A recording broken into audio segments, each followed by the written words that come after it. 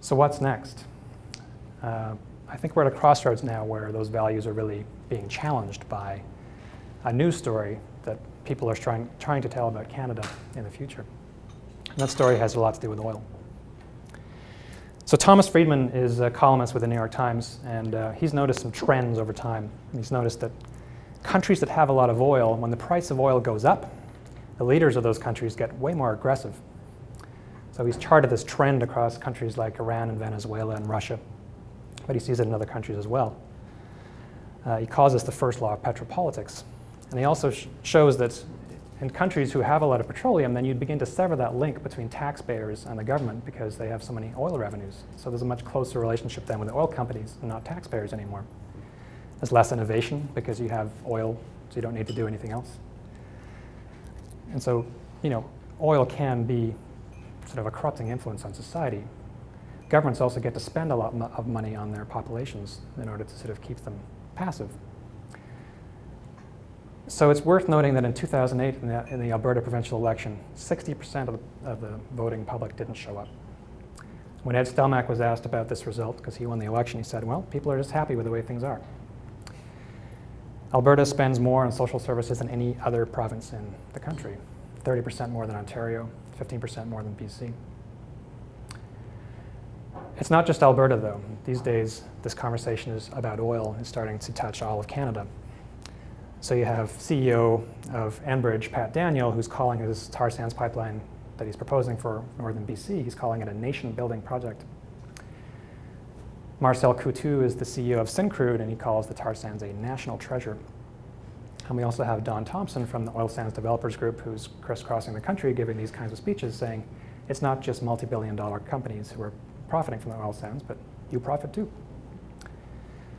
Politicians in Ottawa have started to listen. They have started to adopt this energy superpower concept and to integrate it into who we are as a people. Prime Minister Harper has also rounded this out by saying that Canada is now, quote, a courageous warrior and needs to reject what he calls moral equivalency. This much more sort of robust stance of Canada has very practical implications on the world stage.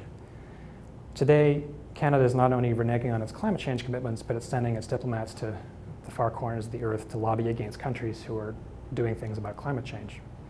So you'll find Canadian diplomats in California and Washington, D.C., in the EU, all lobbying against efforts to actually make low carbon fuel standards in those places.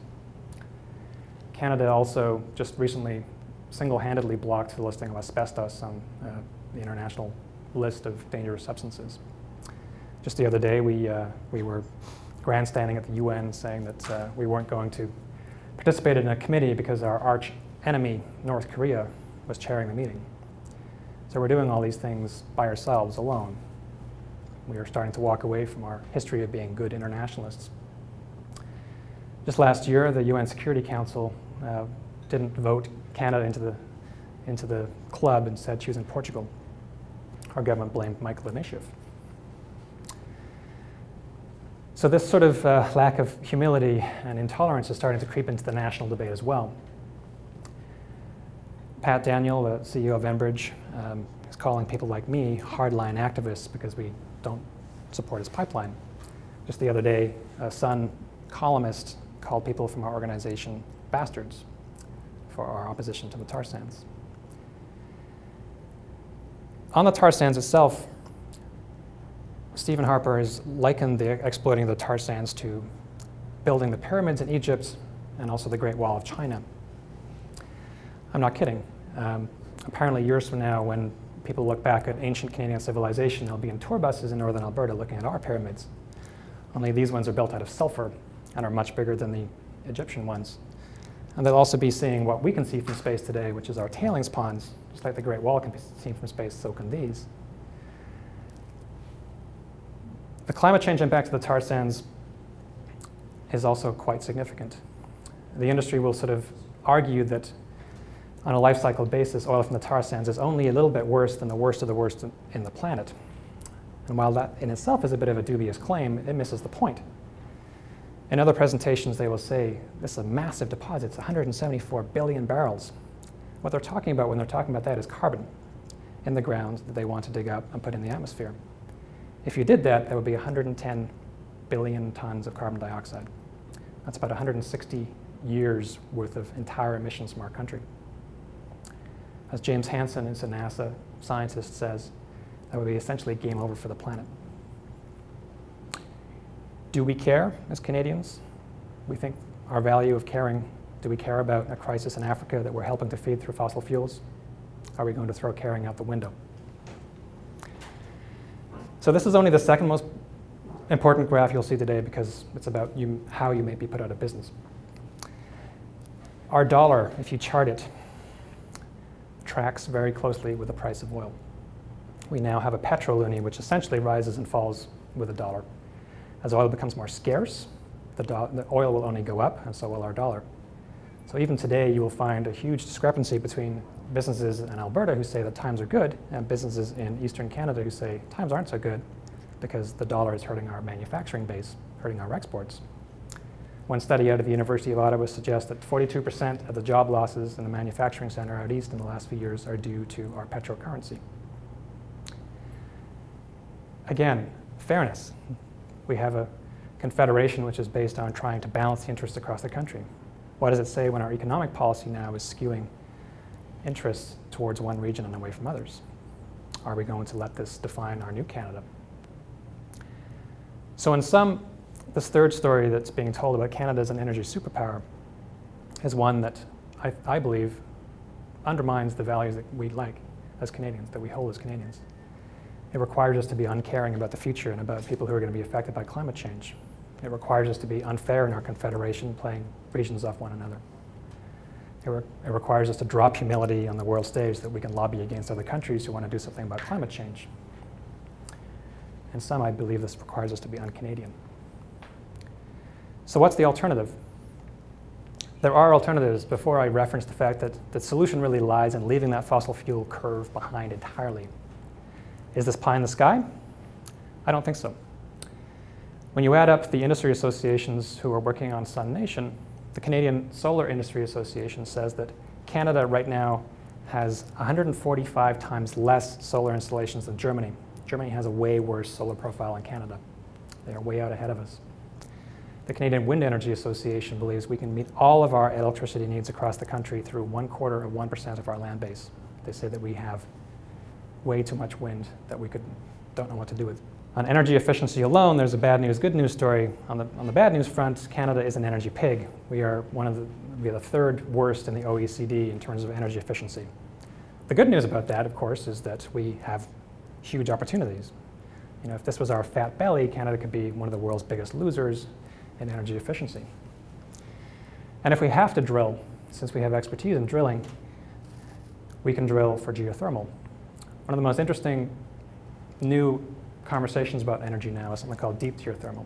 So this isn't the type of geothermal that you have in your homes when you're trying to heat your home, but this involves drilling down thousands of feet, running water essentially through the pipes and bringing it back up and spinning turbines. So the Geological Survey of Canada has mapped the geothermal resources in this country and believes that we have many times the capacity of our existing grid just in geothermal alone. On the efficiency side, also electric vehicles are going to make it better for us. The internal combustion engine is actually super inefficient. Electric vehicles are 3 times more efficient at converting energy into wheel motion. Yes, these are expensive right now. This is the Leaf. It's coming on the market this year. But with battery technology improvements, they're going to become within reach of consumers. And again, it lets us leave this fossil fuel curve behind entirely. So in summary, we can leave this fossil fuel curve behind. It's not going to be easy. And I think environmentalists get accused of being pie in the sky. It'll take as much effort as is currently going into the tar sands to do this. But we're putting that effort in anyway. It'll take as much investment in terms of dollars to get us there. But we're spending those dollars anyway. It requires clear leadership. It requires us basically setting a goal now of getting off fossil fuels. It requires us dramatically scaling up the initiatives such as BC's carbon tax and Ontario's Green Energy Act, spreading those across the country and making them stronger. We know how to do this. It's not a question of whether we have the resources or whether we have the know-how. Right now, it's a question of political will.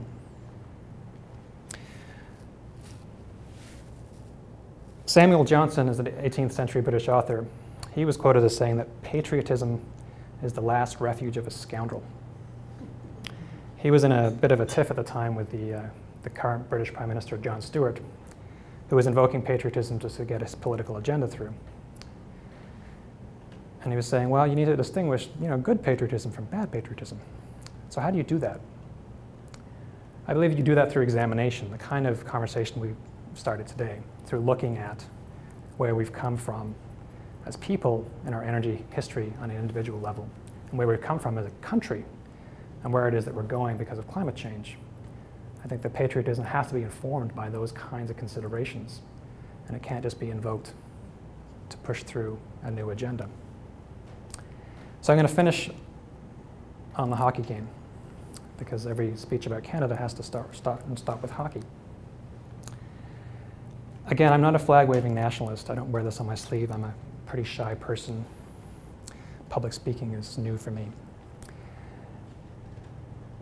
But I'm deeply worried about our country, more than I've ever been in the past. And when you think of the hockey game, when they play the national anthem, a lot of us just kind of mouth along, or if we do sing, you don't think very much about the words anymore. But there's this line at the end, "We stand on guard for thee." And it's so important, apparently, we sing it twice, right at the end. And so you really have to ask yourself, what are you standing on guard for? What is your Canada? Is your Canada an energy superpower that's going to bully other countries? That's going to have a business model which is about cooking the planet? Which is about taking away the opportunities for our children? Or is your Canada the type of Canada where we're going to continue to be a sun nation, where we're going to tap our clean energy resources, or we're going to have a country which is in sync with the values that we have as Canadians? So I know which choice I'm going to make, and I hope you'll make it too. Thank you.